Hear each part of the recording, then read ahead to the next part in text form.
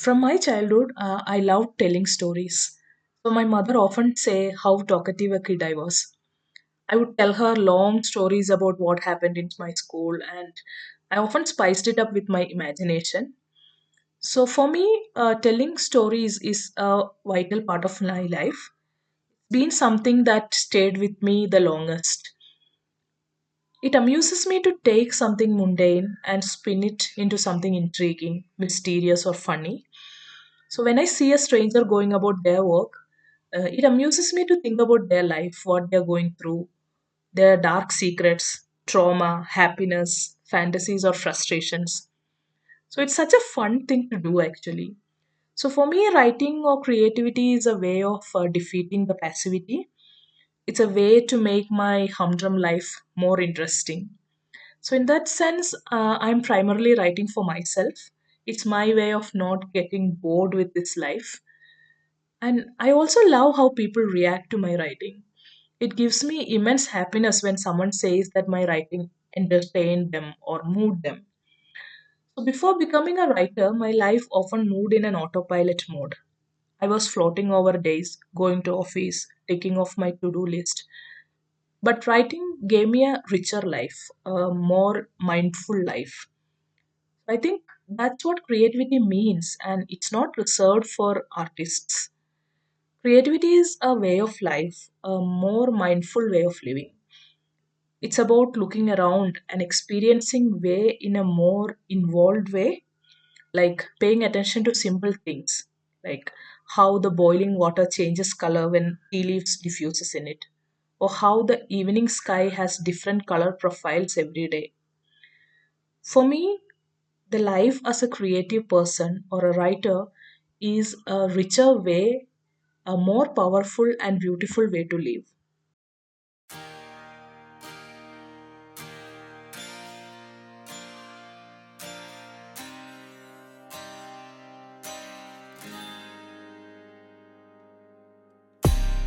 Hey everyone, welcome to the Closet Writer Chronicles. I'm your host Sangeeta, aka the Moody Marshmallow. You just heard our guest for today, Shalini Vineeth. Shalini is a fiction and freelance writer. She has worked for 10 years as an engineer before turning into a full time writer in 2018. Since then, she has published 5 books and travel guides. Her stories have appeared in magazines like Out of Print, The Bangalore Review, Borderless Journal, and Kitab International.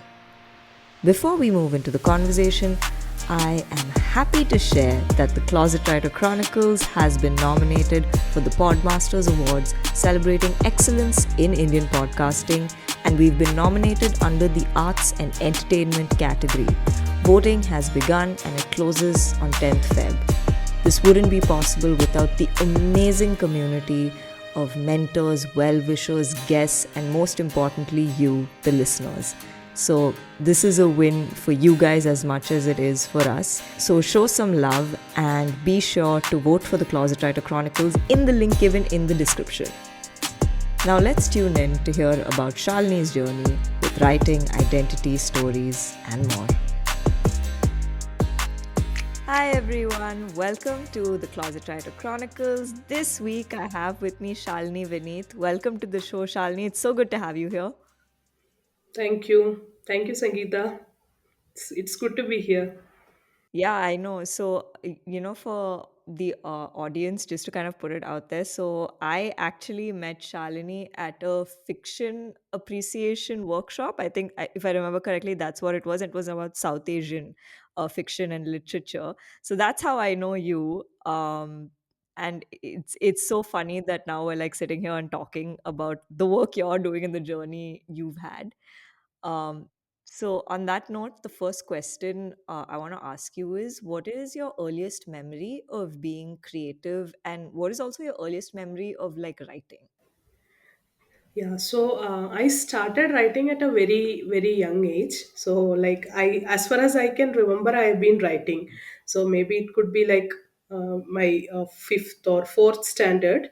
So I studied in a school where literature is of very much importance. So we had the school had a lot of importance to literature, and our Malayalam teachers, and like Malayalam was the main communication medium for that time, and all the Malayalam teachers were very much oriented towards literature and writing and things like that.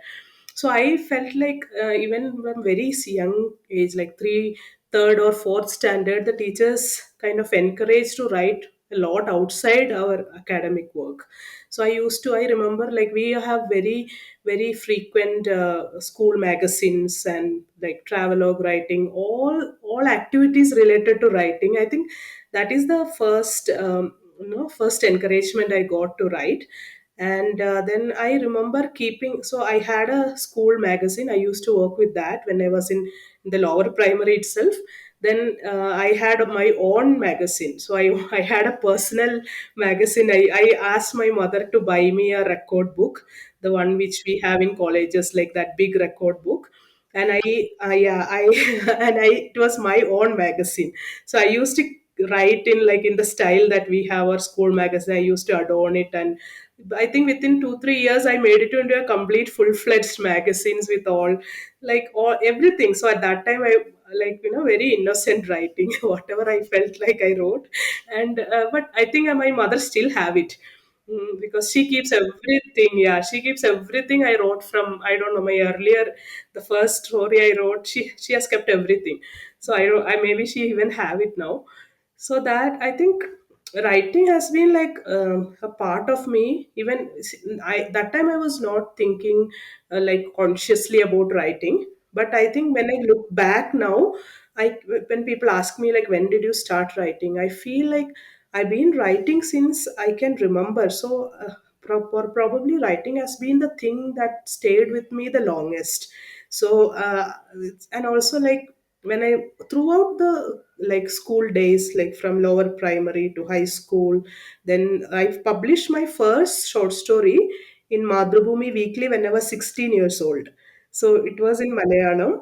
And so there also like I've been very fortunate to have a lot of people supporting me throughout my writing journey, be it the teachers at school and my aunts, like my mother's maternal aunts. Both of them are like good writers and readers. So they were like, they have not written professionally, but they used to write a lot. They are kind of closet writers, both of them. So they encouraged me to read. They used to read when I was very young, maybe like it was not even age appropriate for me. They used to read like novels and like really novels for adults, and the novels like written by M.T. Vasudev and Nair, Vaikom, Mohammed, Basheer, Kamala Das. They used to just, because they wanted to read and they have to take care of me, so they just kept me by their side and they started reading it. So I remember all that. That was my earliest memories, and I kind of really connected to Malayalam literature at a very young age. I really feel like Kamala Das, Kamala Suraya, her pen name is Madhavi Kutty. So she and Vaikom Muhammad Bashir are like two of my biggest inspirations, and I kind of really feel connected to them. I have never seen them. I never had a chance to communicate with them, but through their writings, I feel like I've been connected to them. So all those early influences has been very crucial. But at that point I didn't have any any idea that I'm going to pursue writing, even though it was just like a hobby or something which you do for yourself. Or like, yeah, it was more of a hobby for me, and also a way for me. When I think about it now, I feel that it was a way for me to kind of make sense of the world around me. So I just, like I told you earlier, whenever I had a tough time or whenever go through something I don't understand, I always try to write about it to kind of make sense. So by the time when I write about it, sometimes I felt like, yeah, things are now clear for me. So, or I'll get more questions about it. So I think it was a kind of way to make sense of things around me as a kid, and also a kind of a resort when when you can't talk to anybody about something you are going through. I always and I used to keep a journal from very young age. So I have my journals from when I was I think at high school. probably high school till I always kept a journal, and I normally don't read them nowadays because some of them are too embarrassing, but it's fun. So I think journaling has been a big part of my life. Yeah. So all those writing.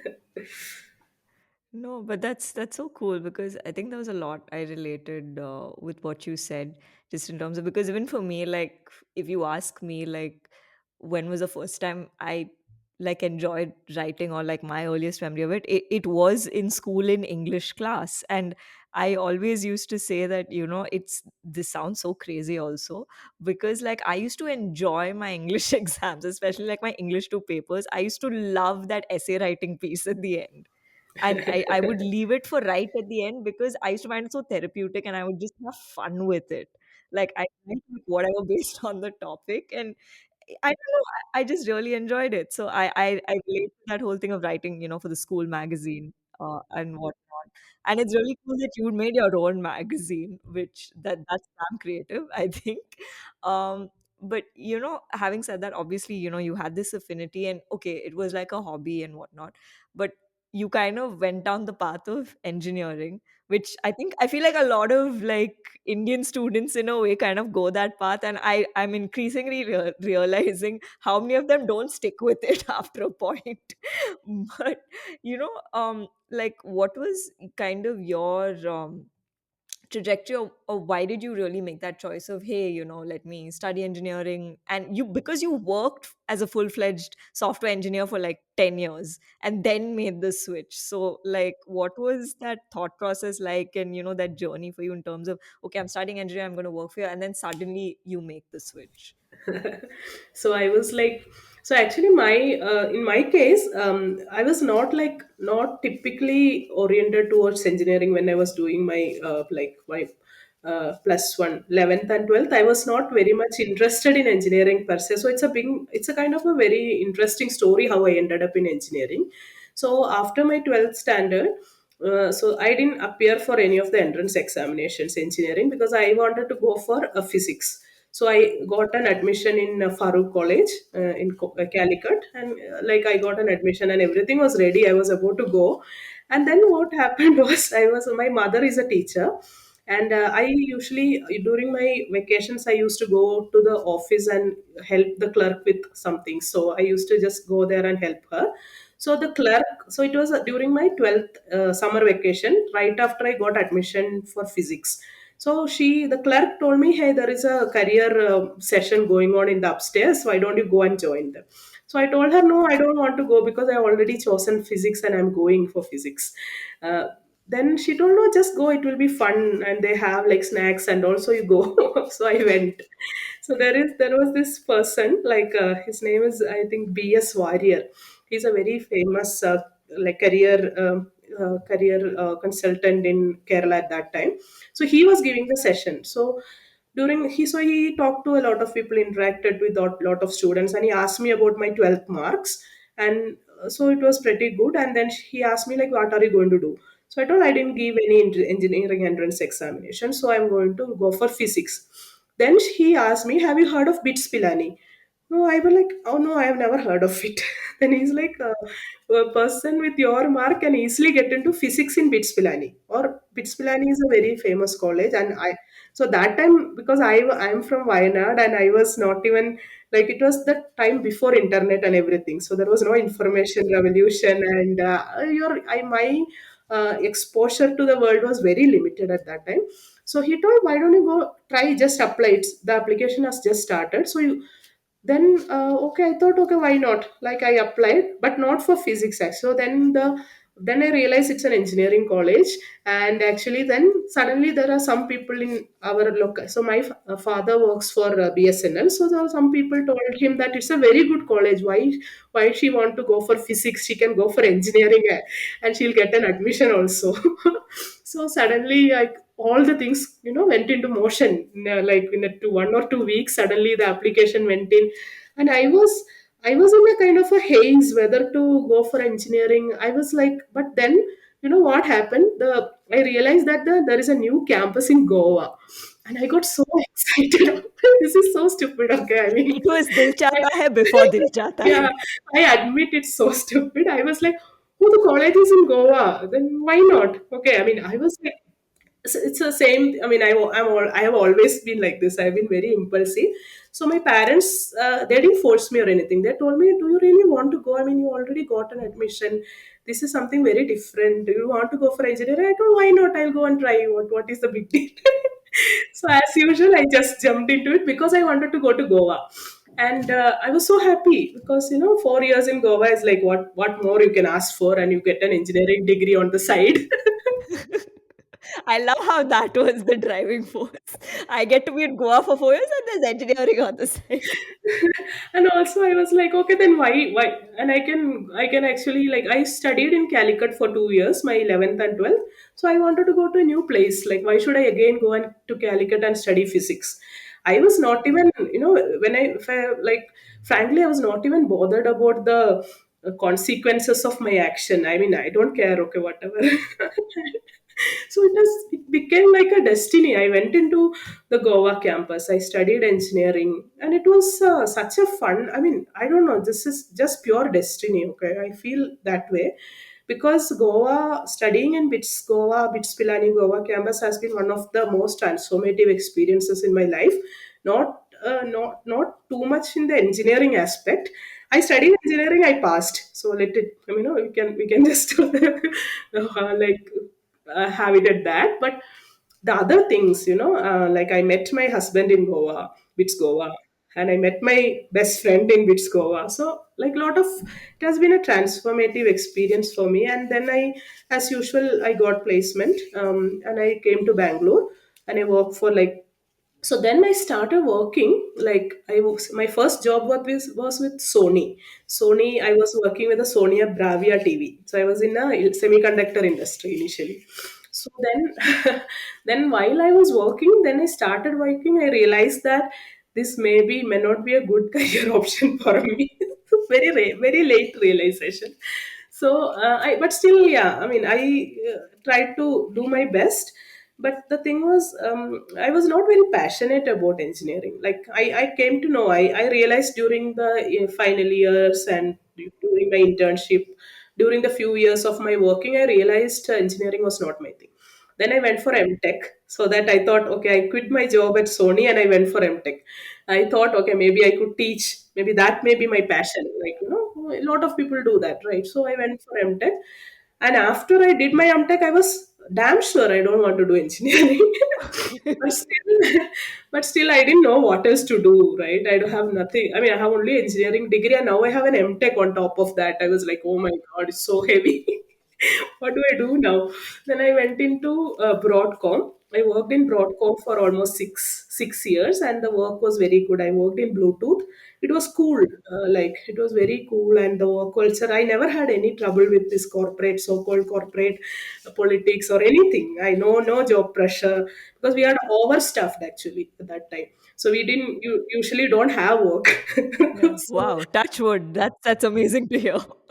but but for me personally, I cannot thrive in an environment where there is no passion. I cannot, no, I cannot go on working. I couldn't kind of settle for that kind of a life, like where I'm, because my all my colleagues were like very good engineers. They were very talented and they were so passionate about engineering. So during our conversation, I would just sit there and, like, okay, I am not even in this world. Okay, I'm not connected to whatever they are saying. I will just go to office and I'll just do my work. I come back. I'm not connected to that world, and I'm not passionate about what they are doing. Okay, they are doing something, but it's not like, I'm not finding any purpose in what I'm doing. So during all these times, like, I think from 2011, I reconnected with writing. So during my engineering course in Goa, I stopped writing completely. So from 2000, I think 4 to 2009, 10 time, I didn't write anything. Like, yeah, I wrote like little bit here and there, but not anything professionally or anything. So 2011, I started a blog in Malayalam. So at that time, this blogspot, like, revolution was going on. So a lot of people were getting on to blogspot and they were writing a lot. So all my Malayali friends were on blogspot. So we made a little community like all the Malayali writers, and I still have that blog spot where I used to write Malayalam stories. From 2000, I think 11 to 2013, 14, I wrote, and there has been a very good response to my story. So that's how I realized, oh, maybe I could do this. I mean, not full time, but yeah, I can write. So there are a lot of comments, and we used to comment like it was like a community mostly. We only like there is no readers as such, only writers reading each other's work on Blogspot and patting on each other's back, saying, "Yeah, yeah, you're so good." But still, it was a kind of a confidence boosting thing. Then I started traveling a lot. I started writing travelogues in Malayalam first. So then I have a lot of friends who don't read Malayalam. I mean, they are from other states and they cannot understand what I'm writing. So they ask me, translate your travelogues to English. So some of them I tried translating and I found for me, easy to write, easier to write in English than in Oh, Malayalam. that's Because surprising. Malayalam was like, because maybe during my engineering and my job, I didn't have so much friends as Malayali. So I usually converse in English a lot. And also I started reading English a lot. So I started translating. So actually my English writing started with these travelogues. So I have a travel website also. Where I have written a lot nowadays. I'm not writing that much. So I wrote almost 100 plus travel articles in that. So that was my practice to write because I was not yet confident about writing fiction as such. So then I think in 2018 I had a baby. 2017 I had the baby, and then I was in maternity leave.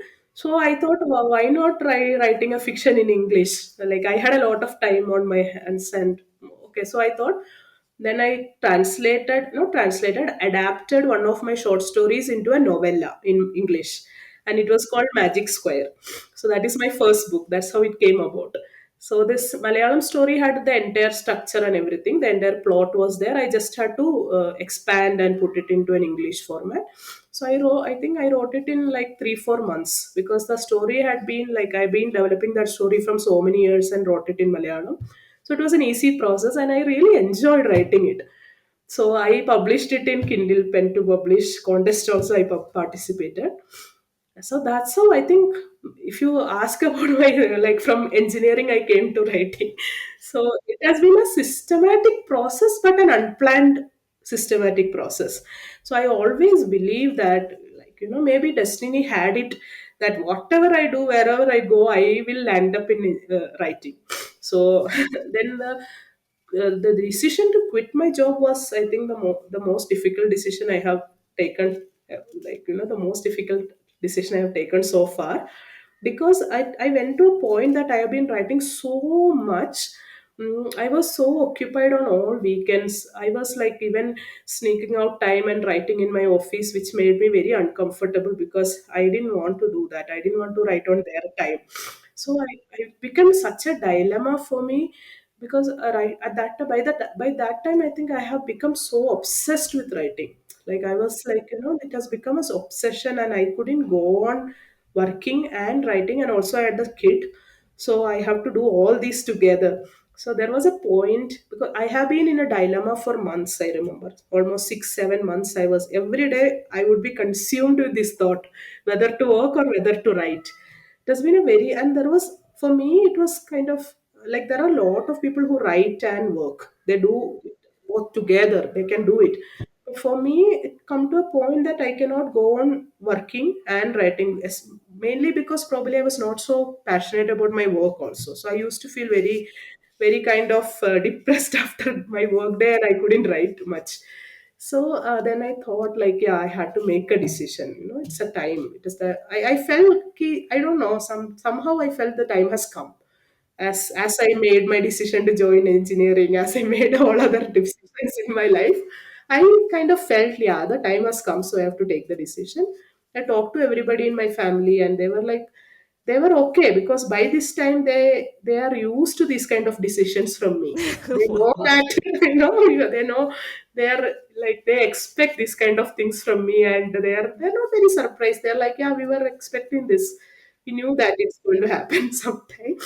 because then they were all cool, so happy. Like my parents and my in-laws and my husband especially, he told me like, do I mean you can always come back. Engineering is like a very very diverse field. You can do anything you want. You can teach, or you can again go back into the industry. Very forgiving world engineering is. So, Really? That's yeah, surprising to hear. I mean, you can go into a different roles actually, and also like you don't have to be in the specific role, and you can also upskill yourself. So he told it's okay. You take 2 years. You try for 2 years from 2018 or 19 to 2021. You just try. If you're not working out, you can always say that I took a maternity leave and then I'm coming back to the workforce. Everybody will take you because it's a policy for many companies to take back, mothers who are coming after their maternity break. So I told you are on a safe side, no problem. Then I entered into writing like in 2009, 18. I used to write a lot before that, but I started writing full time, like obsessive writing from 2018. And I never, even for a day, felt like I have to go back to engineering. I mean, I cannot think about it now. I mean, I cannot even imagine going back. Yeah, I can do anything technical. Like I am writing technical stuff actually, but I cannot go back to that kind of a 9 to 5 job. And I cannot imagine not writing full time now.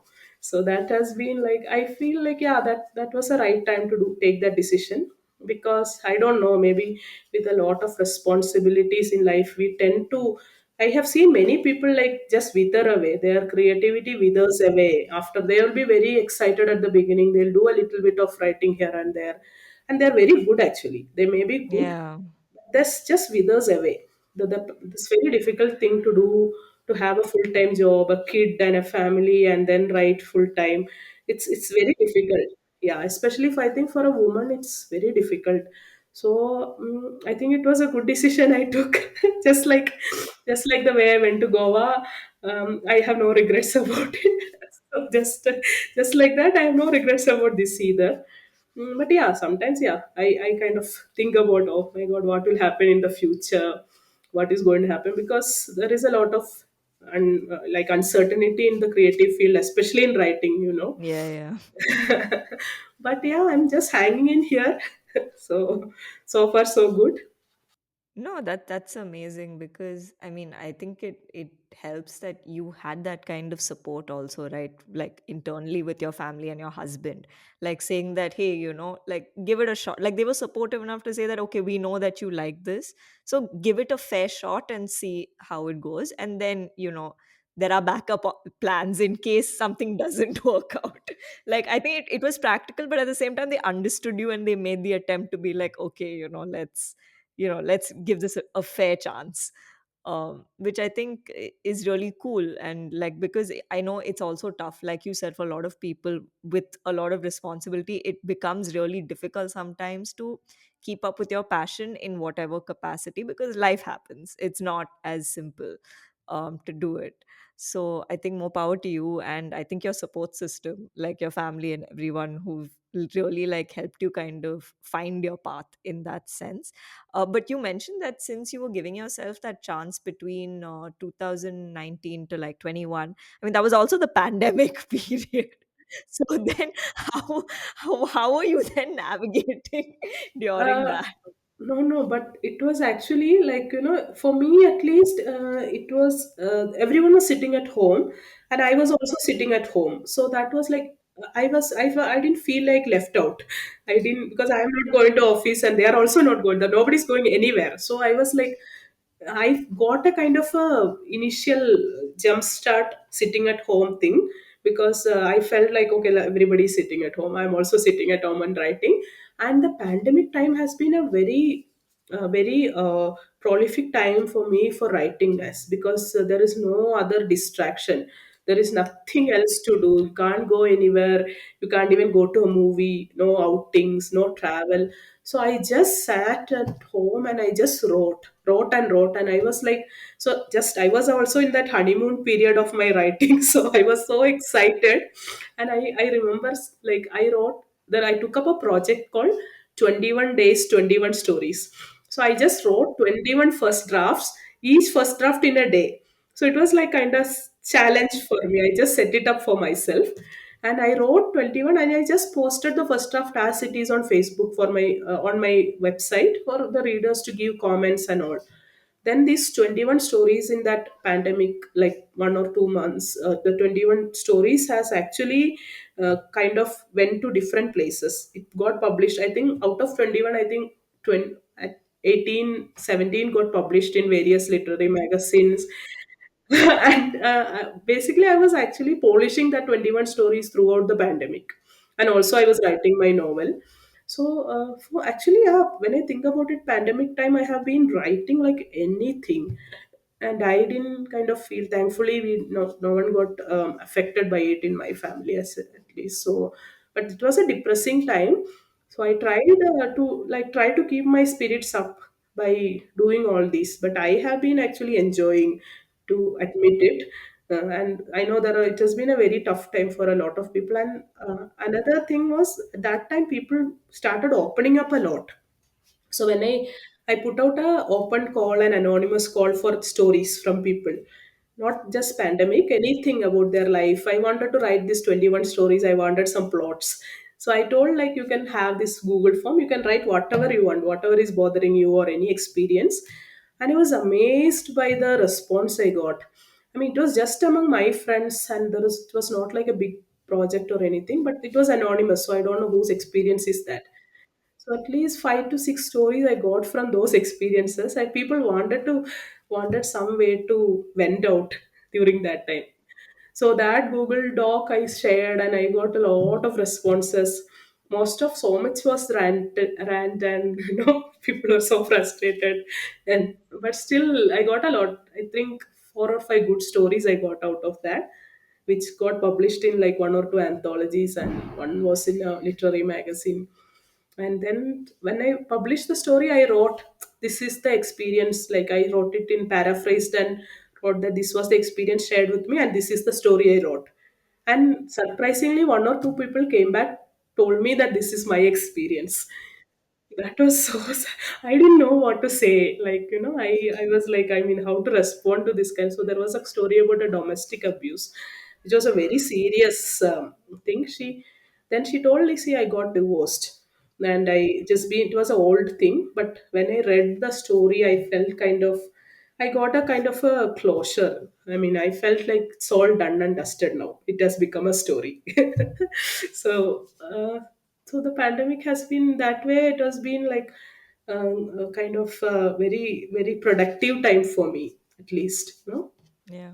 No, that's amazing because again, I mean, I resonate because it's so crazy because for me, I got like into the whole like my decision to get into publishing and like this whole writing career thing also happened during the pandemic because like I remember like my first poetry pieces got like my first published piece was a poem in an anthology which came out in Feb 2020. So this was like right before lockdown, and I was like very, and I was so like clear at that point in my life, like yeah, I'm going to like move to another city and I'm going to study and work side by side and do this, that, and all. And then everything just closed and I was like, what do I do with my life?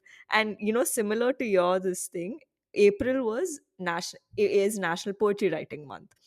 So I took up the 30 poems in 30 days thing, and I joined a writing group which was doing 20 prompts in 20 days. So I wrote like some 50 pieces in that 1 month, and I was like, so I completely like resonate with where you're at.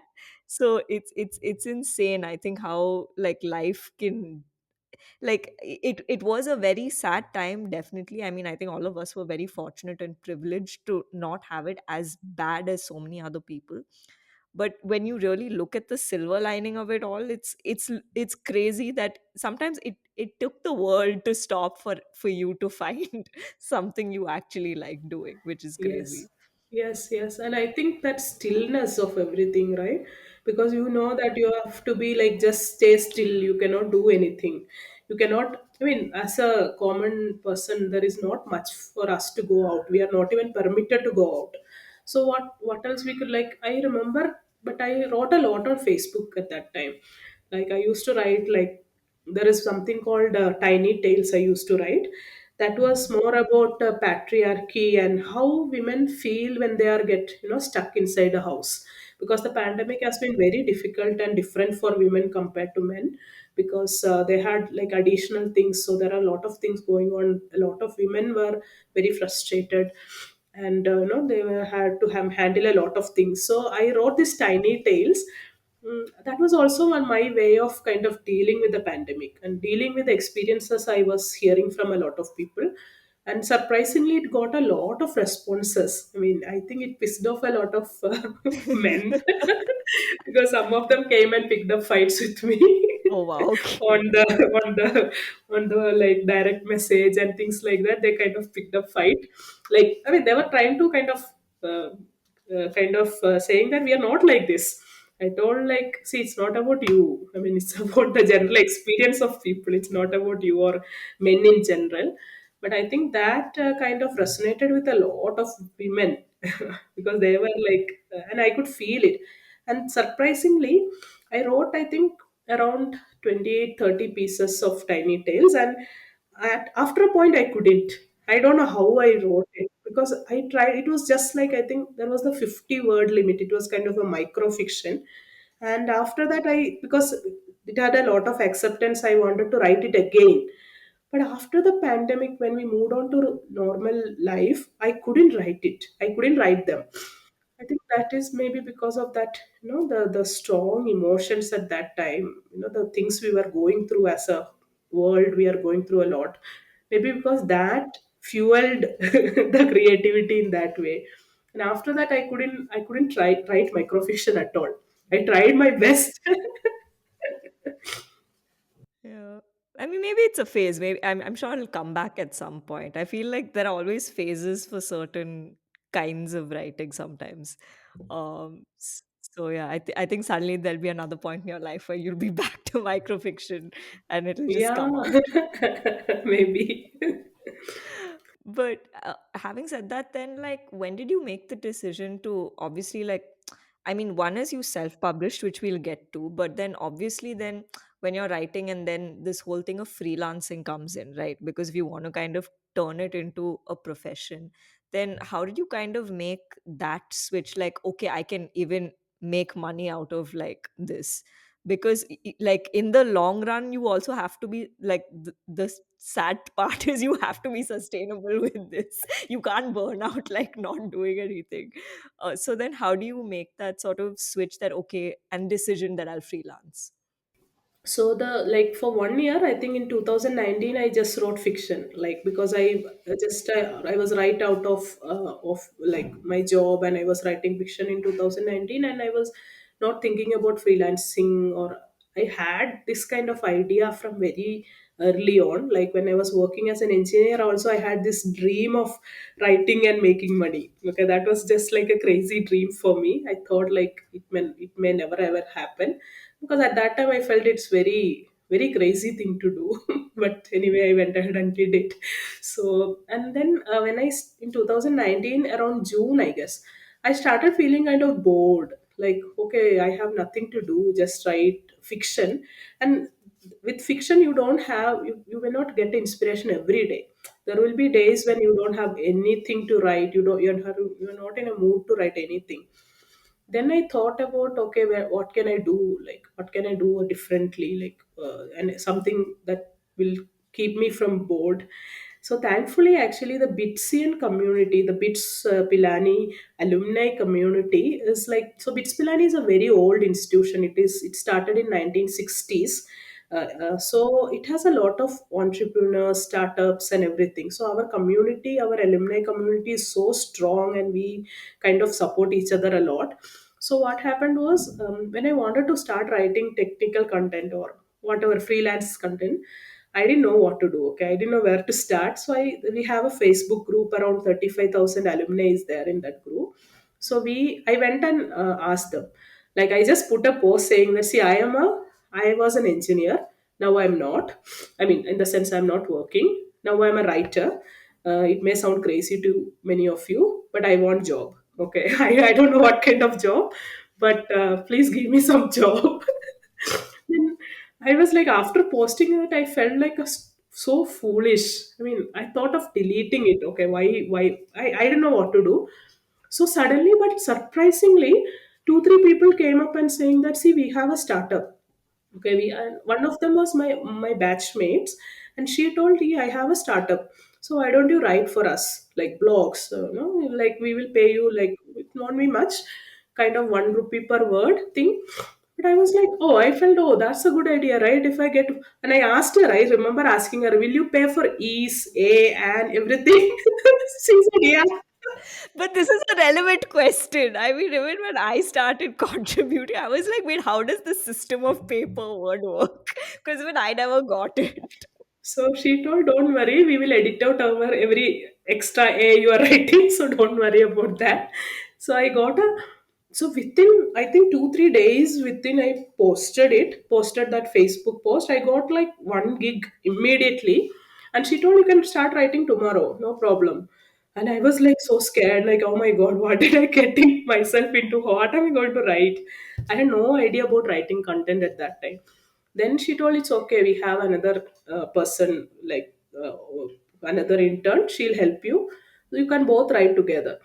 So I started writing for her, and I think I wrote around 12, 15 articles for her. And then I think the pandemic started, like after 6 months, I started writing for her. The pandemic started, and after for a few months, everything was like completely stopped because people definitely we are at a crisis and there was nobody was bothering about content at that time. But then slowly, again, this Bitsian community, my alumni, my junior had one of my juniors have a startup, so he approached me, and then again I got like gigs like that. So after one set of content gets over, immediately somebody will kind of spring up. So it was kind of like, I don't know how it happened, maybe because of the strong community, probably because I have seen a lot of people in the writing groups, I have seen a lot of people struggling to get work, maybe because they are not in the right circles. Because if you when you know a lot of entrepreneurs, there is a lot of job opportunities. So that's the plus. So I whenever I think about going to bits, right, even though it was a crazy decision at that time, it has been whatever it was meant to be. I feel like, that gave me a lot of opportunities in the terms of people I know, and all the entrepreneurs, all the work I got initially. Then I think thankfully I wanted to expand. Of course, I wanted to, and the pay rate was like 1 rupee per word as becoming. I used to write a lot of content. I used to write about, you won't believe this. I used to write about chana dal. I used to write about, there was a exporter, so he wanted to write about the export items like green gram, horse gram. So I used to write Like, wait, about. what was he writing about? I didn't understand. So, like, for his website. No, no, he had a manufacturer as a client. So he had a pulse and grains manufacturer as his client. So for their website, for each of these pulses, they wanted an like kind of description Oh, and wow. Oh, wow. history and scientific things. So I wrote about green gram, horse gram. So still remember my husband used to say, "Oh my God, from Bluetooth you have reached Chanadal." And from Chanadal, where will you go? I was like, but the funny part was, it was like, it was kind of interesting. At least I'm not getting going and sitting in an office and getting bored. and and so I learned all about all the pulses and everything. Then I thought, yeah, maybe it's time to stop writing about Chanadal and move on to something else. So at that time, I came across a job board called, I think, Right Plus Jobs. I think it was called Right Plus Jobs. So it's a very good job board for international gigs for content writers. So through this Right Plus Jobs, I came to know about the Blogsmith, where I am working as a content writer for like past 2 years. So that I think from the like 2021 September, I am working with Blocksmith, and it has been a very good experience. And I am steadily working with them. It has become like a full time job for me with flexibilities. So it is very flexible as such. Like I only take up whatever I want for a week and then work on it. So it's that also, the content writing also has been, and it's a very I don't know whether this can be like sustained with AI and all threatening us every single day. I don't know whether I'll have the same job after the 15 years or even 5 years. But yeah, for some time being, it's like it's working out, thankfully. But yeah, there is always uncertainty in this field. Cannot say what happens. Yeah, I mean, yeah, AI is, yeah, the new, like, I think, threat, so to speak, for a lot of these, like, content writing, copywriting, like, a lot of those kind of jobs. But yeah, I mean, hopefully not anytime soon. Yeah, I mean, this Yeah. AI is a real threat. Yeah, yeah. Oh God, yeah. Chat. You'll see all these Chat GPT demos and stuff, and it's like, oh, okay then. But no, having said that, like I mentioned, you also like self-published a couple of books, right? There's The Magic Square, your latest one, Lost Edges. So then, what drove you to that decision of self-publishing, especially because like you clearly already gotten pieces out in like literary magazines and whatnot. So do you then I wouldn't say it would make it easier in that sense, but at least it gives you some credibility when you're pitching to a traditional publisher or an agent for that matter, because they're like, okay, this person is someone who has like a certain quality of work since they've gotten published in XYZ magazine or anthology or whatever. So then, did you try pitching to traditional publishers before taking that decision, or was it like, no, I'm just going to go ahead and self publish? Uh, no, like for Magic Square and my first two books which I have published, it was through KDP first. So because I'm an engineer, I understood that KDP is like an easiest way to publish, and I was not like kind of intimidated by the technicalities of publishing through KDP. So I just went ahead and published because at that time maybe my knowledge about the traditional publishing system was very limited. I just know I had to publish a book and there was KDP. I published it, so there was not much thought went into it. But with Lost Edges, my debut novel, actually I pitched a lot, but unfortunately I started like as soon as I started pitching, the pandemic started.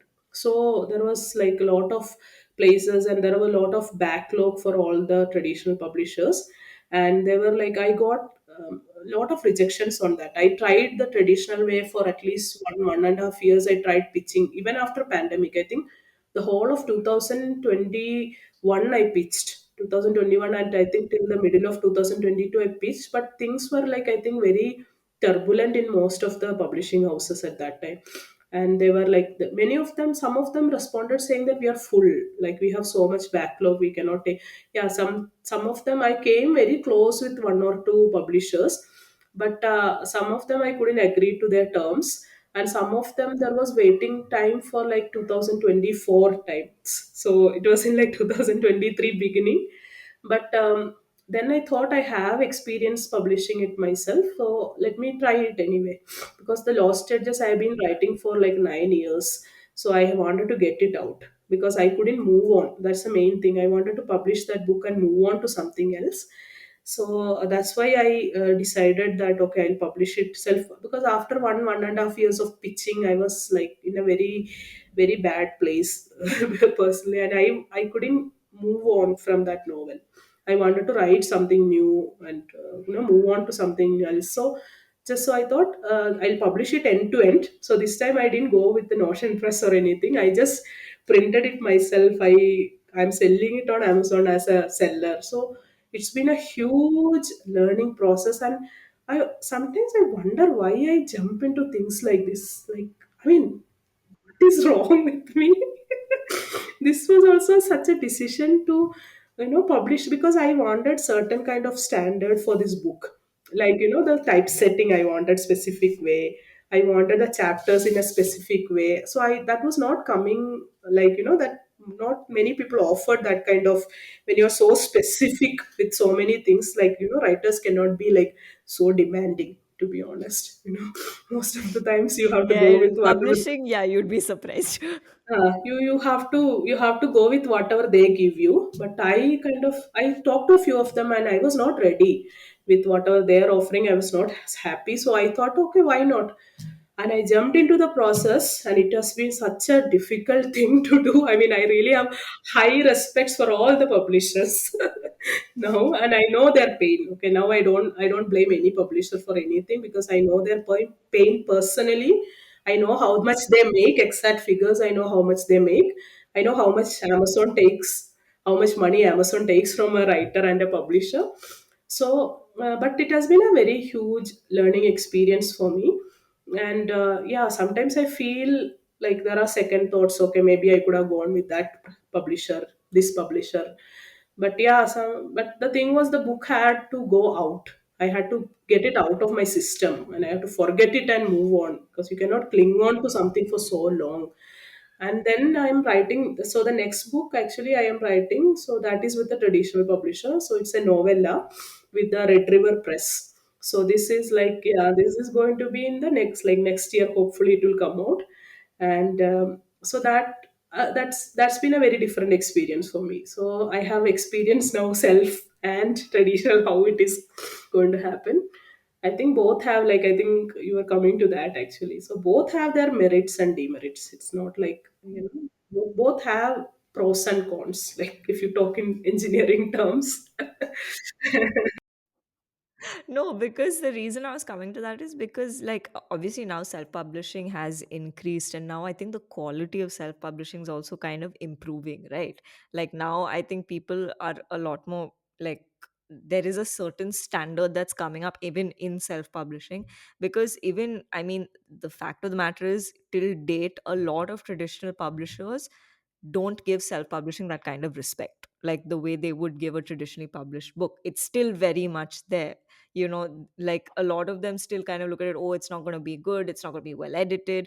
And I can't even completely blame them, because a lot of self-published books are still not up to a certain, there are very few that actually do a good job. So, which is why I was like, then, does it become risky to take that decision? Because later, obviously, if you want to work with a traditional publisher, the minute they see like, oh, she's self-published, like it becomes like a thing. So that's why, did you go through that kind of conflict of thought when you were making that decision?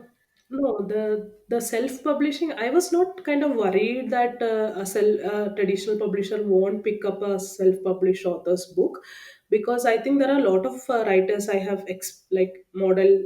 There are a lot of people who are doing this both traditionally and self. For example, Andaleeb. Andaleeb is publishing her books through published traditional, and whatever whichever she prefers, she published through self. So I think kind of traditional publishers are now kind of getting used to that thought process. Like, okay, some writers want to publish both ways.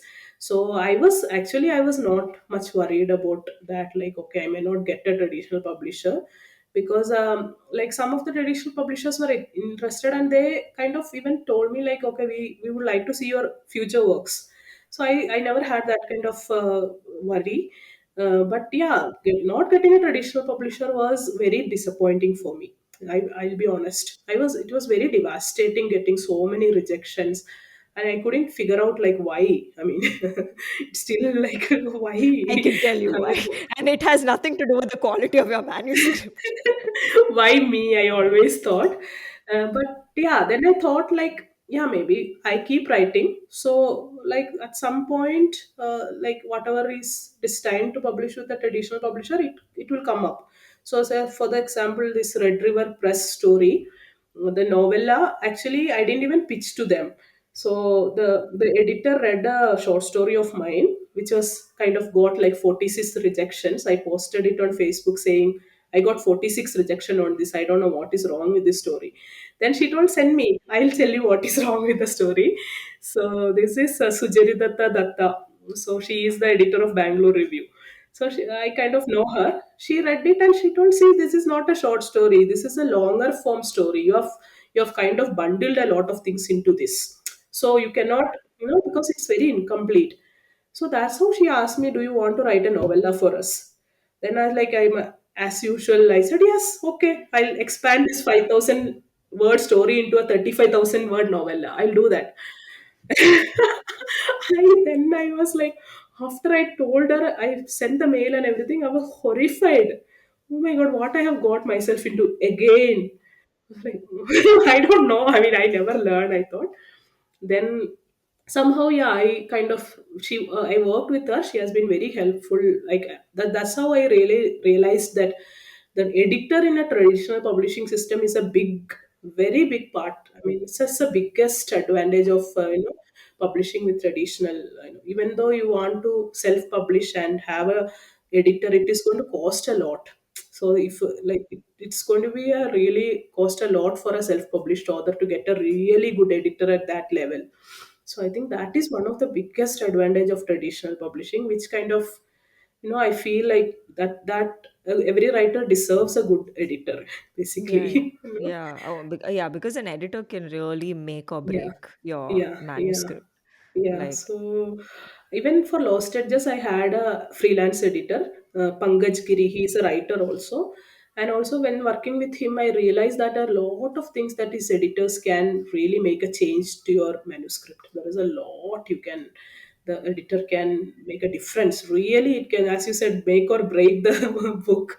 So, yeah, I think that is one thing about traditional publishing I really love. But I have only worked with two editors.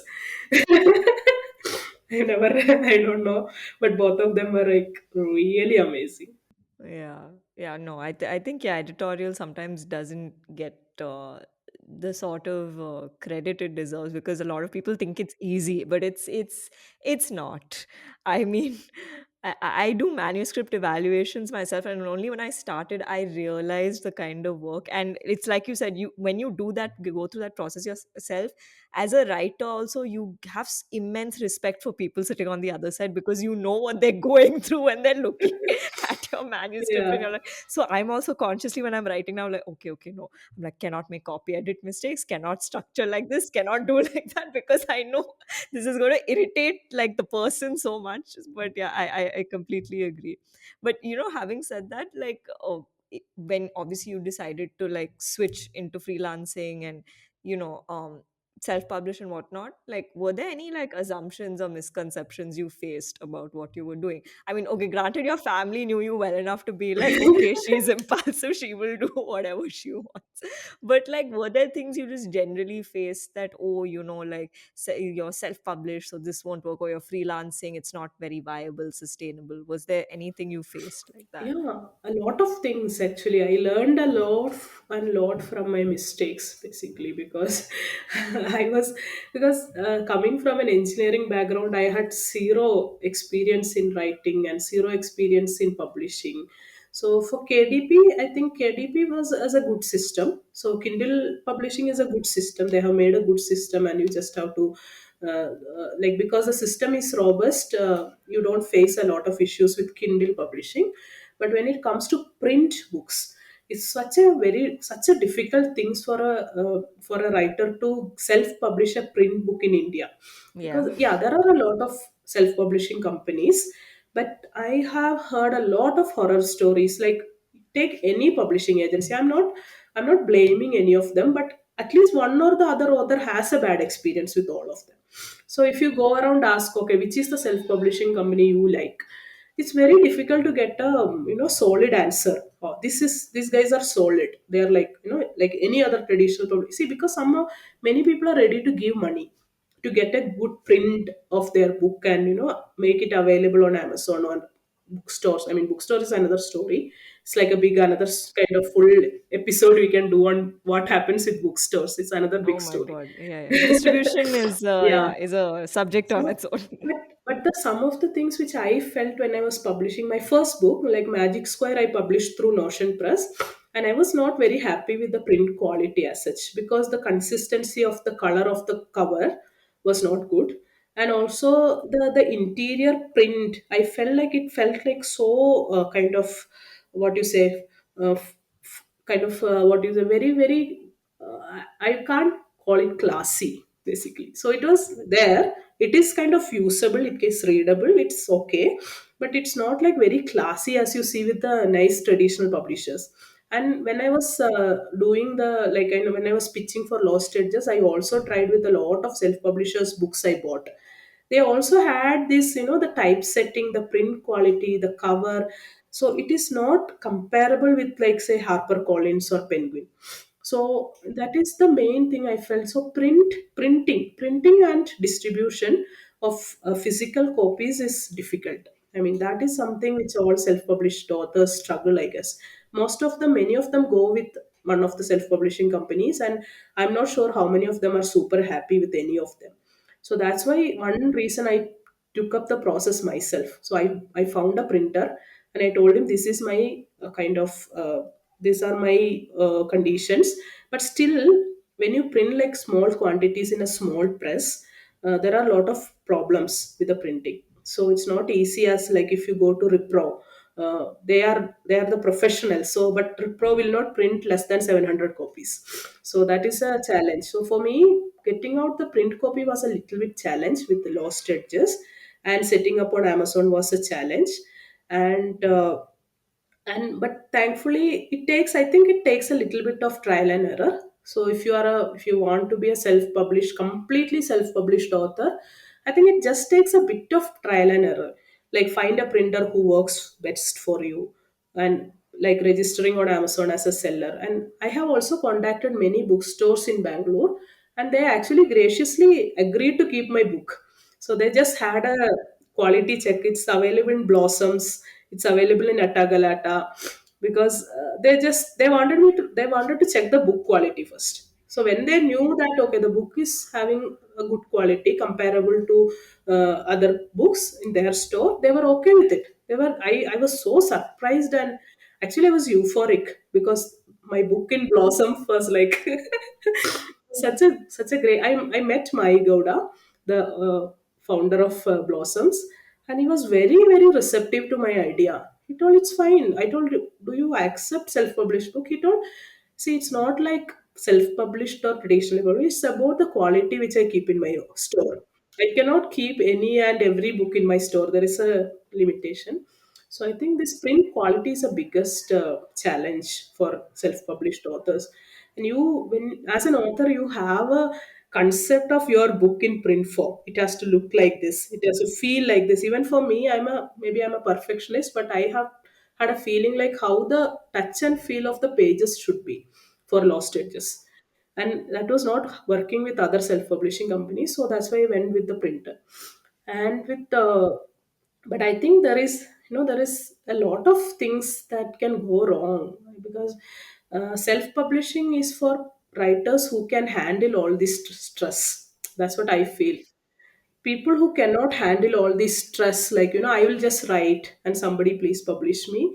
I mean, I totally understand that kind of, I totally understand you. Okay, if anybody is listening to this and feeling the same, I totally understand your feeling, because sometimes end of the day you are a writer, you are not an publisher, or you are not an entrepreneur, you're not anybody else. But trying to self-publish, trying to get in the business of all these can really take a toll on your writing. That's what I Oh, have felt. yeah.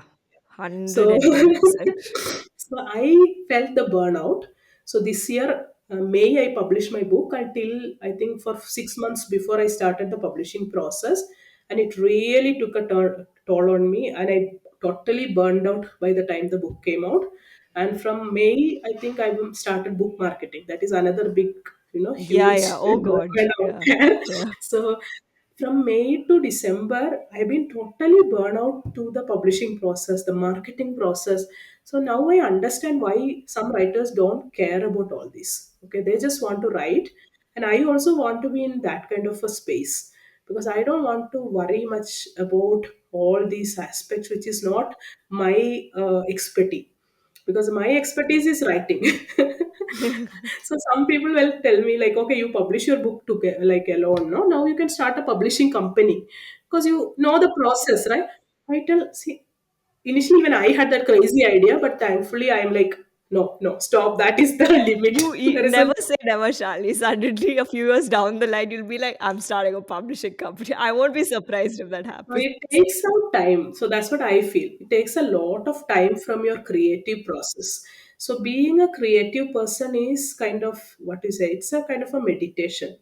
For me, I felt, because I know the both sides. Now I have seen the side of being a busy entrepreneur, a publisher, a person who sells and packs her book and send it to Amazon, like 20 copies I have to pack. actually, when I feel like it takes away the that kind of stillness from your life. You're always worried about something or the other. So I feel like, yeah, if I have to self-publish, I can do it through KDP, and I can do it through a self-publisher. That's what I'm going to do. I'm not going to bother so much about going through this so difficult process, because as a writer I need that stillness in my life. I want to be, clear about this aspect, that I'm not a publisher, I'm not anything else, I'm just a writer. This is something which I learned. The biggest learning this year has been this. Because let let I mean, I'm not saying if somebody can do that, well and good, like they can do it, but it's not everyone's cup of tea. Because, and book marketing is another thing. You get into that and it's like another black hole. It can totally absorb your creativity. You will be like crazy. You are putting posts on Instagram, you're putting posts on Facebook, you're checking how many copies has been sold. It all can take a long toll on your creativity. Because at some point, I think I know some writers who have been marketing their book for like 2 to 3 years now, after its publication. But for me, it won't work like that way, because I have to say stop somewhere and move on to the next thing. That's my biggest learning from the entire self-publishing adventure which I took. I'm not saying I will not self-publish, because if no, if like, yeah, if the need happens and if I feel a piece is fit for traditional self-publishing, I'll definitely do it. But the thing is, you cannot become everything. Yeah, it's very difficult. It's very difficult to become everything. It takes away kind of your attention to different things. So, I felt it's very tough to do everything myself. Yeah, that's why it's a business. Yeah, yeah, you cannot, like, but there are people who do it. I mean, Yeah, yeah, of course. There are people who can pull it off. No doubt about it. Because I had another guest on the show in season one, Ashna Lulla. So she self-published like a, this. I don't want to call it a coffee table. It's like a coffee table book, but it's about like she and like another person who did the photography. They went and documented different homes in Madras, and they interviewed people, and they kind of made this compilation of the architecture and also the history of these homes and the family stories with it, which was really cool. And it was self-published because she was pitching they were pitching to so many traditional publishers, it just wasn't going through. And they took the decision to self-publish, and they were so particular about quality, they would go to the press themselves. So when she was like, yeah, it's a tedious process, but at least, like, it's like to as per the standard they wanted. So like it's really cool to see different people kind of get into this space and do it. Similarly, there was another guest who did a bonus episode with us, Aditya Manija, who used to be commissioning editor at Penguin.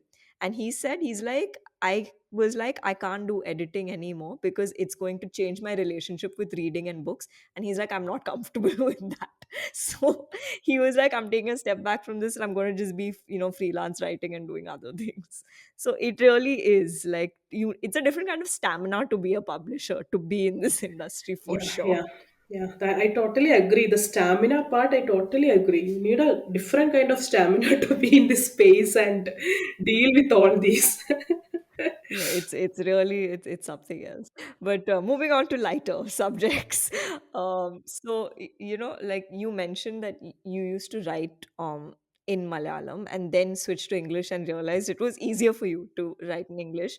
But having said that, do you still write in Malayalam, if I may ask? Yes, yes. I still write.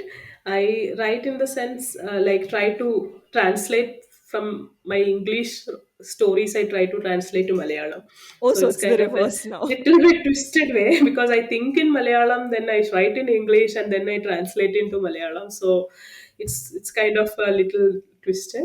But I feel, yeah, Malayalam, like mother tongue, is definitely a big influence in anybody's life. So you think first, because I am from a Malayalam speaking, Malayalam reading generation, not like, I'm not an expat Malayali, I'm a person who born and Yeah, brought up because in I Kerala. can't I can't read and write Malayalam. I can speak it, but I cannot read and write the language. I have a very strong relationship with the language. I really love it, and I really read a lot in Malayalam, and I try to write also.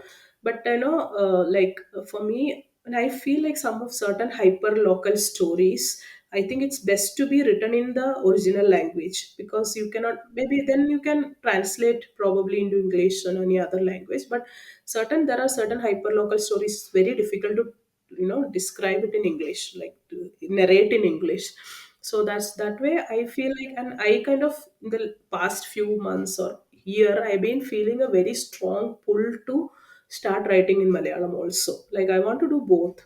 It's very kind of, yeah, because I feel like, I mean, this is a language which I was born and brought up in, which I have a lot of respect and love for. So why not, when I can write, when I am writing, why not do that also? Like, because I don't worry about the years I didn't write in Malayalam, because I think the languages are something like, once you start using it, it comes. It's like, either you can write or you cannot write. There is nothing like you lost your ability to write in between. Yeah, your vocabulary may suffer for a while, but as long as you start writing, it's fine. So I think, and I really love to write in Malayalam, because it can also connect with people who you love, because your family is in Kerala, like, all your best friends and all people very close to your heart. There are a lot of people who wants to read your Malayalam prose. So there are a lot of people like, they're like, why are you writing in English? You're a Malayali. I, so I tell them like, see, even I want to do that, because it's a different feeling. Both are, I think, different feeling, writing in Malayalam and also, but I'm little kind of anxious about writing in Malayalam, because I have not lived in Kerala for like last 15-20 years. So I've only lived in Kerala till I was 17, and so like last past 20 years I've not lived in Kerala. I don't know the local vibe, if you call that. So I don't know. Like there are a lot of awesome writers from Kerala, young writers who are living in the vibe and capturing the vibe of the language, of the culture, and how it changes. And I have more become a metropolitan citizen now. I have become like, so. I don't know, but I really, so I'm just having this plan of writing a novel about Wayanad. Wayanad is my birthplace, and there have been recently a novel about Wayanad called Valli by Sheila Tomy. Yes, yes, yeah, Yeah, yeah, yeah. so I've not read she, it, but I've heard yeah, a lot about she it. has written in Malayalam first and been translated to English. It was on the And JCB list. yes, yes, it has been on a lot of lists, and she has written about Manandawadi. It's a place near to my place. My place is Sultan Batheri, and she has written about a history beautifully about Wayanad. So when I was planning to write a novel about Wayanad, I read her novel. It's kind of different time period. This set in a little older time period, but I kind of felt so good reading it, because I have not got a chance to learn about my hometown so much, because I moved away for a lot of things. I always feel nostalgic. So I think this is a good way. Writing about a place is a good way to reconnect with it. That's my main idea. I don't want to. I'm not bothered about getting published or anything right now. I mean, novel is just in a kind of a seed. It is just germinating. I feel like it's a very good way for me to connect back to the roots. Maybe I'll be writing in English again, because maybe trying to do write about in a large canvas in a Malayalam novel may not be a easy thing to do for me, at least. But yeah, but I think, see, going back to writing in mother tongue means you're in your roots. That's very important. Especially my daughter cannot read or write or even speak Malayalam properly. So I feel the pain now. Yeah, I mean, because it happened because I mean, I was born in Trivandrum, but I've been in Chennai since I was like a 3 month old baby. So, like, my parents had the issue where when I started school, so when I started like kindergarten and stuff, apparently that first 1 year, I did not speak because I couldn't speak a word of English. I could only speak Malayalam. So they had to consciously make the effort, and then there was a phase where I had difficulty speaking Malayalam because it was such an English thing. And then now somehow I'm again like getting comfortable with the language. I think that's also to do with the fact because my parents still make the attempt of speaking at home. My grandparents would speak to me in Malayalam. So you don't have a choice but to then converse. And then you're watching so much of Malayalam movies or whatever media this thing. I think that also really, I mean, I'm sorry, like growing up watching a Mohanlal Mammootty or Suresh Gopi Jera movie every weekend is like, then it's like ingrained in you, the language to some degree. Yeah, I think the culture you live in and you born, even though you don't spend so much time there, whatever your parents' language, your parents, your mother tongue, and your culture, like whatever comes from your own place, it has a lot of influence, even though we don't realize it. Because in Malayalis, there is something I have observed that we have a lot of film references when we talk. When you go and talk to a Malayali, he says something a film reference, and I immediately get it. Yeah, almost immediately. Yeah, yeah, yeah. I know what you mean. And non-Malayalis were like, okay, what are you even talking about? But we have that kind of a thing. And I think it's so difficult as a metropolitan citizen, as a global citizen, having that kind of a thing to connect immediately is so. I have seen that I've even started speaking to stranger Malayalis, and within 5 minutes we are talking about that Malayalam movie slang. We are talking about some character. So that kind of connect is so wonderful. It's it's almost magical.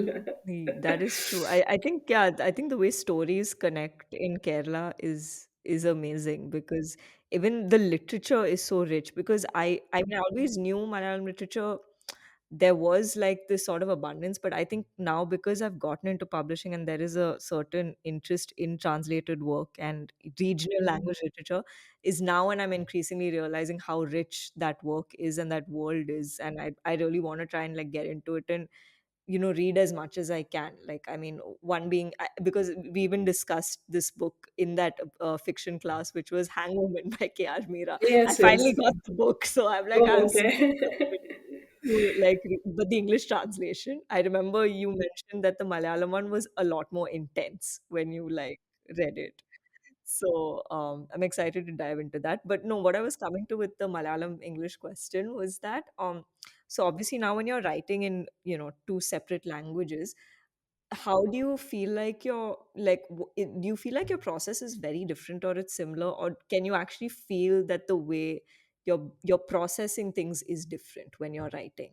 Because you said you think in Malayalam, write in, which I found very fascinating. How do you like how does that work? So I mean, what is it like when you're writing in both languages? So for me, I think writing in Malayalam is more. I think it's a more intimate experience. It's like so writing in English.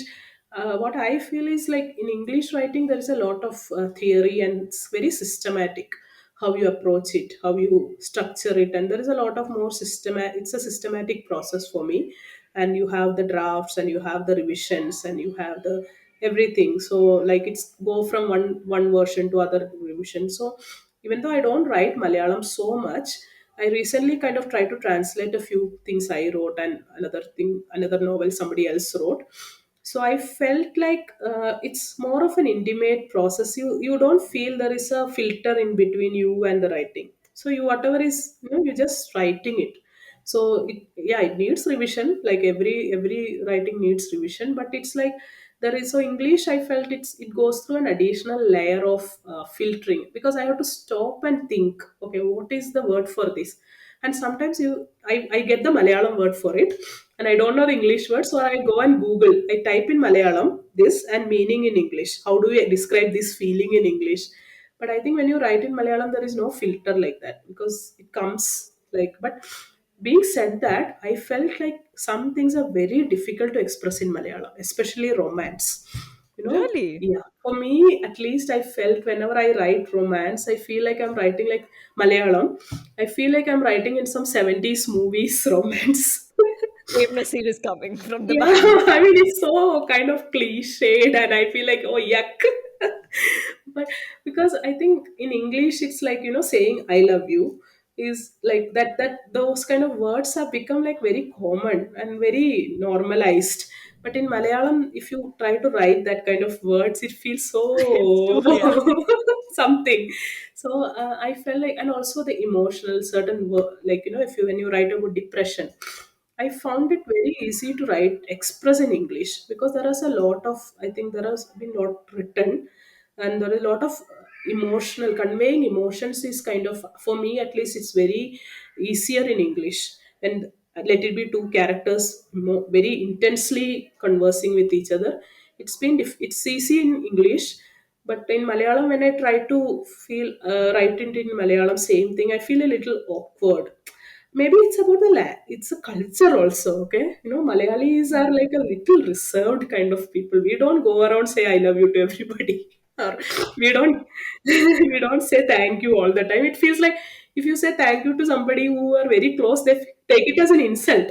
Why are you thanking me for something? Because it's my responsibility. So I think it has something to do with the culture and society also.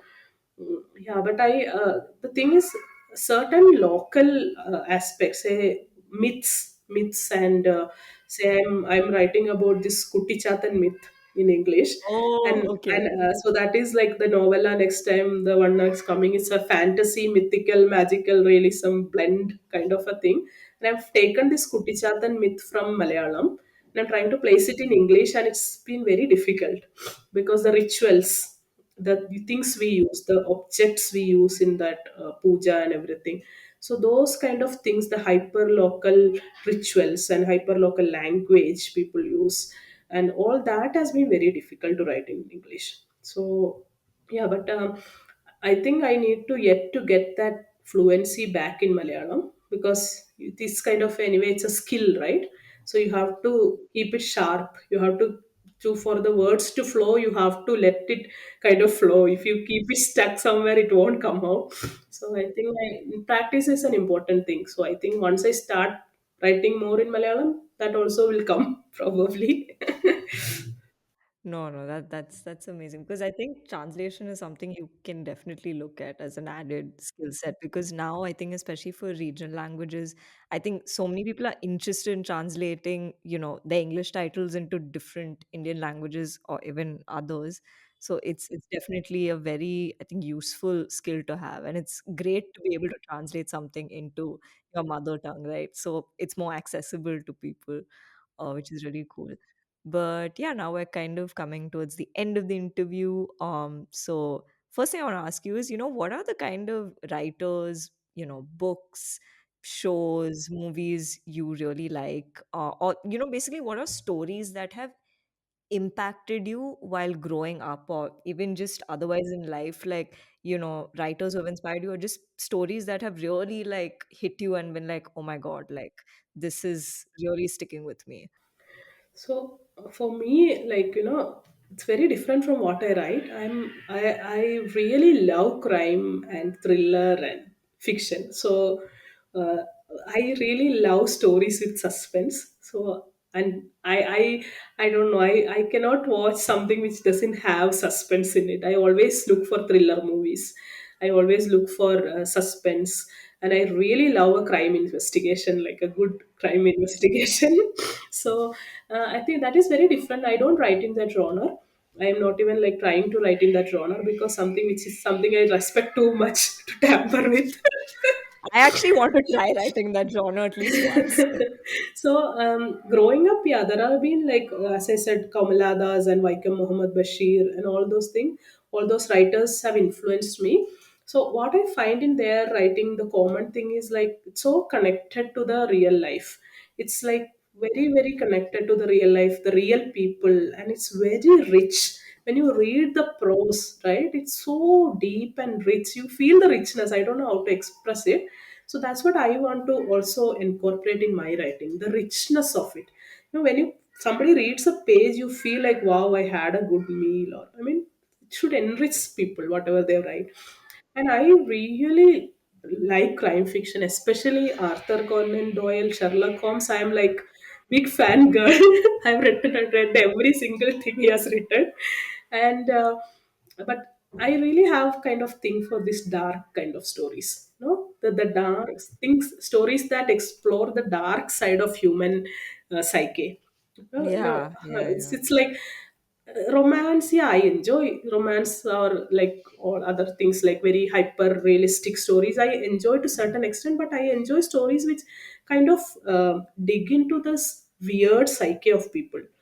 somebody said so yesterday I again rewatch Amityville Horror because I was so fascinated by this person's thought process of going and killing all the family members. I mean, what he has been going through. So this kind of twisted psyche things kind of fascinates me because I am as a normal human being, I am unable to go through that thought Think, yeah, process. yeah, like that, yeah. So that kind of crime, thriller, and courtroom drama, Room, I really love. oh, Court, yeah, same, same. Maybe this is a Malayali thing, I don't know. so wonderful. I watched seven seasons of Good Wife like last two Oh, months. So wow. Oh, wow. Okay. I've only watched one season. I cannot stop because even though there is such a nonsense going through with all office politics and all, I mean you don't know who is running the office anymore, but still there are cases so interesting. So I think and my interests in and humor. The other thing I am really interested is humor, and I also love writing humor because it's something which I write without any stress. I really enjoy writing it, especially about my family members.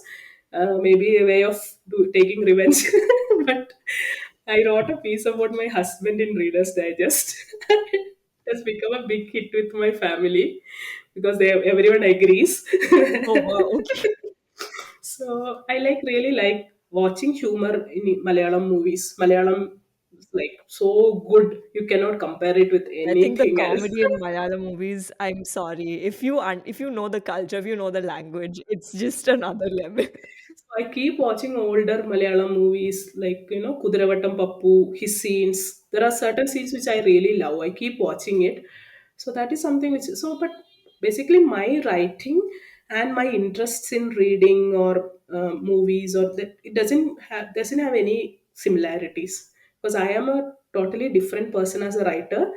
My writing is totally different than a person I am. So when some people meet me, like they expect this very serious person. Oh, okay. Then when I go and talk to them, they're like, "Can't believe you wrote all that kind of stories." like so I don't know, like, but my interests are all because it is refreshing to have, I think, different interests than your writing because otherwise you will be like reading the same stuff and writing the same stuff. So Yeah, no, because I love crime thrillers and like true crime as well. I think it's like you said, I love this whole thing on psychology and like this courtroom, this very investigative. Like I think it's so cool, it's so fascinating. In fact, I think the Malayalam like Malayalam language, like in movies itself, I think there's so many good like crime stories, investigations. I mean, shout out to CBI Diary Corp, though they have ruined the latest movie. But yeah. I think first three were really good. Yeah, I Yeah, grew the up. first 3, yes, oh my god, this is the exact same thing I told someone, like, the first 3 were actually, no, first 2 third was okay, the fourth was actually not bad. I'm sorry we're having a conversation about films now. Yeah, so no, it's like you said, it's really good, like, shows and series. You should check out Mindhunter if you haven't already. Okay, no, I have not. I Yeah, have to. it's on Netflix. So it's about how they came, like the concept of criminal psychology came like in the 60s, 70s in the US. So it's by David Fincher. So it's very dark, very interesting. Okay. But yeah, yeah, but now kind of moving to our last two questions. So first up is, what are you looking forward to? What are your aspirations? Just things, in the near or distant future that you're just like looking forward to. Yeah, so I'm not a kind of person who plans a lot. That might have been very evident from whatever I told. I just jump at things and then, okay, sometimes find myself in a soup and try to really hard to get out of it. But yeah, for me, I think the only plan now is write. I mean, just write whatever. Like, I mean, so this right now, the immediate future, I have this novella, which I'm doing, I think, the fourth or fifth revision with the editor. So she's very, like, she pushes you hard, but still it's kind of within, limits of, like, I know that she's trying to like polish it a lot. So the immediate future is the novella. I am looking forward to it. Like, it's been started as a short story in 2020. So 3 4 years I have been with it, and like really looking forward to publishing it with Red River Press. And then I think about the novel, like about Wayanad, and it's going to be a big canvas, big novel. So I'm really scared whether to start or not, like very intimidated by it. But yeah, but still there is like a few characters are developing in my head. So it will be really good to, it will be a really good homage to my place, my roots. So that is one thing which I want to, because that will again take another 3 4 years for me. I'm very sure about it, because I tend to do things very slowly. I don't write a lot, because my novella Magic Square was in 2020, and then I wrote the by novel. I took 3 years in between, so I write very slowly. And my plans as such, see, yeah, I just want to write as much as I can, as long as I can. So there is no other plan per se, because I think if you write, keep writing, everything else will fall into place. Publishers will come, and readers will come. Everyone will come. But the most important thing for a writer is to concentrate on the craft and try to improve, not bother about, I mean, yeah, you can bother about readers, publishers, you can bother about fame and everything. Yeah, everyone, we are all human, we bother about all that stuff. But I think writing has to come first, then the other things follows. So like Three Idiots, they told you how to concentrate on perfection, then everything else will come in your way. So I just hope and pray that I have that mental ability to concentrate on my craft and not get distracted with all other stuff, all other stuff that comes as a part and parcel of creativity, like all your insecurities, all your fame, and sometimes there are a lot of distraction from people around you who like or dislike your work. So I just want to be stay away from all that, and have that stillness within me to write. So that's what I have learned in this year. The biggest learning I know, that I need to distance myself from all that, sit with my craft and perfect it. So that's the long term plan. No, that's amazing. And I think your dedication, and you have a discipline for doing this. Also, I know we said we're coming towards the end but now I'm like just curious to know this. Like, then do you have like a writing routine since you're kind of doing this every day now?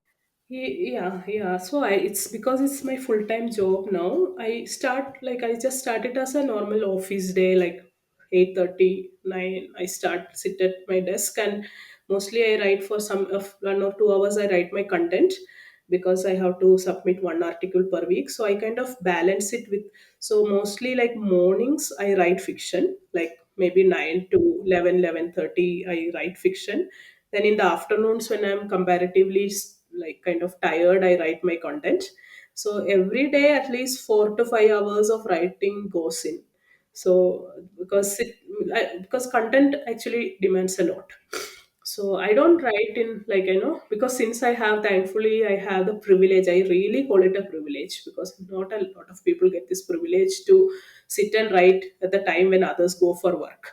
Okay, I'm not saying it's not a work, but there are people who write at 4 a.m. in the morning, 1 a.m. in the like, so it's there are a lot of people, and I call it a privilege, because having this routine, having the privilege to have this routine itself is a big thing, and I wish I never take it for granted, because getting 4 hours writing a day is something huge.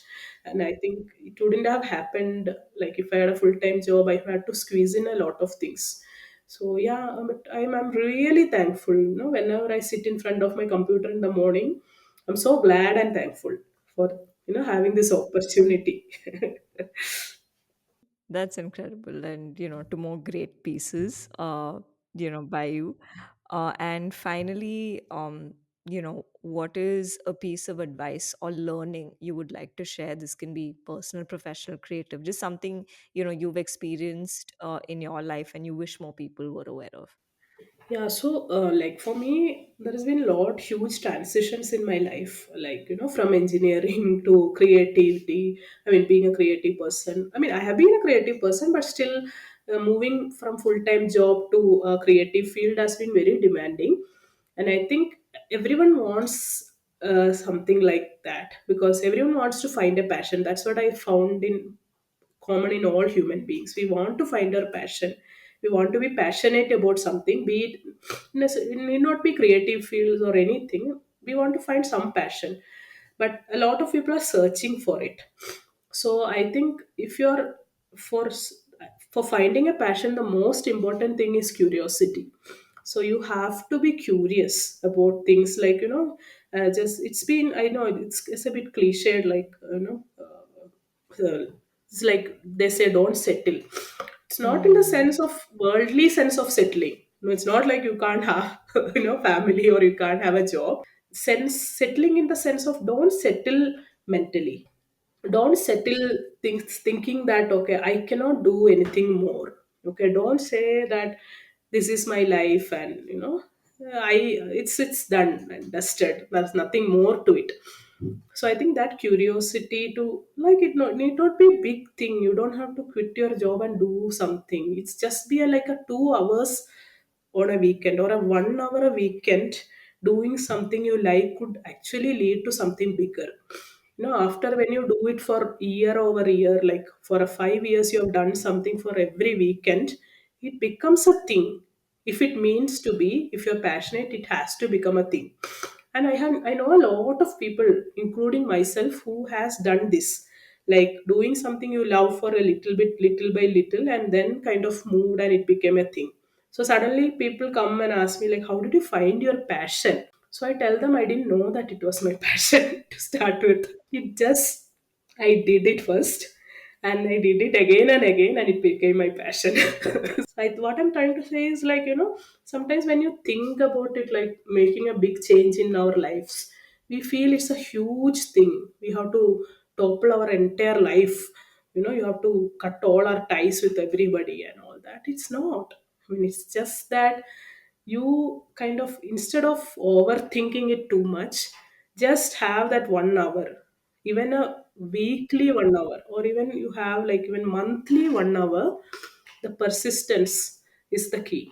So if you can do that, if somebody can, without thinking too much about future, what will happen to me, what will happen to my passion, whether it will become a profession, once you have all that kind of stressful thoughts, things become very difficult for you, because you cannot immediately convert a passion into a profession. You may never be able to convert a passion into a profession, to be honest. But yeah, doing that, like, take a little small steps, and persistence. I think persistence is the key. Because yeah, I mean, you have to, if everyone has to admit that we may not be a genius in our passion. For example, like, I will never become a, like, I may never become a Nobel Prize winning person's level of writer, but it doesn't matter, okay, because it's not the point. That's what I'm trying to say. It's not the point to become somebody or something. It's the point is, you enjoy it, you find meaning in it. It allows you to be happier. I mean, in the sense, not happier all the time, but at least find some purpose and meaning in it, rather than just going over your life in a autopilot mode. That's what I feel. No, I think that's a great piece of advice. And yeah, I think I agree. I think that whole point of not settling just because you think that that's it. I mean, if there's something you want to do and you want to do more, and I think keeping that curiosity alive, like you said, then yeah, I mean, go for it. You only get one life, so you might as well do what you can with it, whatever it is you choose to do. So yeah, on that note, we've now come to the end of this interview. Thank you so much for being here, Shalini. It was lovely talking to you. I hope you had fun. Yes, yes, of course. I was like so happy to, talk about all these things. Like, it's always a pleasure to talk about literature, the writing, to the like-minded people. So thank you so much for this opportunity, and thank you for your time. Thank you so much. So that was my conversation with Shalini Vineeth. It was so much fun talking to her about Malayalam literature, books, writing, and self publishing. closing this episode with an excerpt from Shalini's book Lost Edges, narrated by her. I hope you enjoyed the show, and I'll see you next week with a new guest and a new chronicle to share. Talk soon! And don't forget to vote for the Closet Writer Chronicles for the Podmasters Awards under Arts and Entertainment. I'm going to read a small portion from my novel Lost Edges. Rue de la Marine was thriving with joyous crowd. Couples walked under the moonlit sky with their fingers intertwined. Kids ran around holding pink cotton candy sticks that resembled balloons. Everyone seemed to be in bliss. Whenever I looked at another person, I imagined how better their life was. Will I ever be happy? I sat on a concrete bench by the beach and stared into the ocean. It was a full moon day and the sea glittered like molten silver. Silver white clouds dotted the Prussian blue sky. The wind carried a warm smell. Popcorn. I couldn't resist it. Nibbling onto the popcorn, I watched the crowd dispersing. I didn't bother to go back to the hotel. Time seemed like a never ending continuum. My past, present, and future slowly vanished. It felt like I was hovering above my body, curiously looking down at myself. The critic in my brain turned quiet. I lived in the moment. The next morning, I saw the National Youth Hostel's trekking poster during breakfast. I decided to give it a try and went to the ATM to extract the last bits of money from my account. To my surprise, the ATM slip showed a balance of 2 lakhs in my account. It meant Geedu was keeping a tab on me. I hadn't called her in a few days as I didn't know what to tell her. I left Pondicherry the following day and traveled to Chennai. I called Geedu from the railway station while waiting for the Duranto Express. She picked up the call on the first ring. You transferred money, I mumbled. It's okay, don't worry about that. Where are you now? I told her about my plan to trek the Valley of Flowers. I was expecting an avalanche of questions. Okay, I'll be going to Kolkata for a few days. You stay safe, she said. You too. Gidu didn't want to know the details of my trip. She didn't tell me why she was going to Kolkata either. I didn't know if it meant good or bad.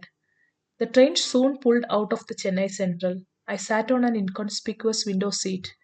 My first stop would be Delhi, and from there I was planning to get a connection to Haridwar. The coupe was full of enthusiastic youngsters. Their banter and laughter filled the compartment like iridescent soap bubbles. What would Arnav look like if he was alive? Looking at those teenagers, I wondered. Surprisingly, it didn't pain to think about Arnav. Instead, a warm sensation filled me. Cities and villages traveled backwards at a tremendous speed. I kept looking outside all day, taking in all that I saw. Coastal villages of Tamil Nadu, green paddy fields lined with black palmyra trees, the scorched fields of Warangal, rapid rivers, and placid lakes. 2 days later, I reached Haridwar and checked into a modest dormitory, Baba calmly. The next day, I would report to the base camp of the Valley of Flowers trek.